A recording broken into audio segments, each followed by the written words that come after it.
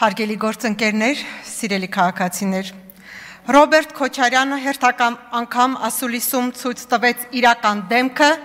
բացահայտելով, թե որքան է ատում հայ ժողովրդին,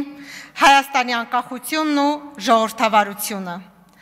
Նա առանց ամանչելու հայտարարում է, որ իր հաճելի չէ շփվել ժողովրդի հետ,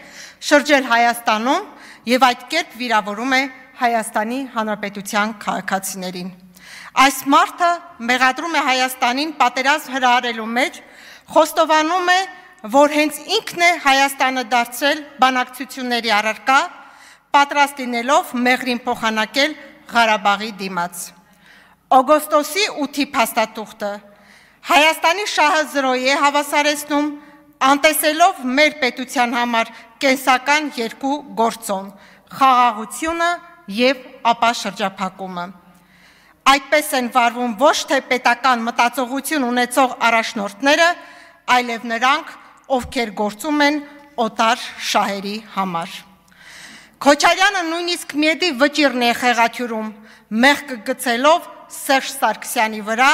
ասելով դե թող բացահայտեր։ Բայց բոլորս գիտենք, հենց նա էր, որ բանակ բերեց մայրաքաղաք,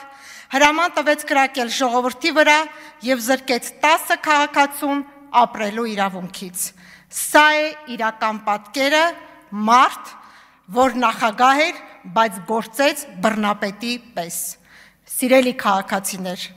ցավալի է, բայց մեր հայ առաքելական Սուրբ եկեղեցու ներսում եւս կան մարդիկ, ովքեր մոռացել են իրենց առաքելությունը։ Կտրիչ Ներսիսյանը, ով փորձում է իրեն կաթողիկոս հռչակել, կանգնել է թալանչիների քրեաօլիգարխիկ համակարգի կողքին, եկեղեցին դարձնելով մաֆիայի ապաստարան։ 2008 թվականին նա չկանգնեց ժողովրդի կողքին, չկանխեց արյունահեղությունը, բայց այսօր օրնում է ռոբասերժական խմբակին։ Բայց բոլոր այս ուժերը մի բանից են վախենում՝ օրենքի գերակայությունից,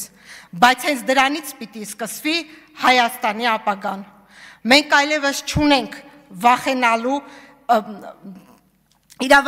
իրավական պետությունից, որովհետև հենց այն է պաշտպանում քաղաքացուն բռնությունից եւ անարդարությունից։ Թող բոլորը հիշեն, հայ ժողովուրդը այլևս չի ենթարկվելու ոչ բռնապետին, ոչ կեղծ հոգևոր առաջնորդին։ Հայաստանը լինելու է օրենքի, արդարության եւ իրավական երկիր։ Կեցե Հայաստանի Հանրապետությունը։ Չմոռանաք հավանել տեսանյութը եւ բաժանորդագրվել Civic AM-ի YouTube-յան էջին։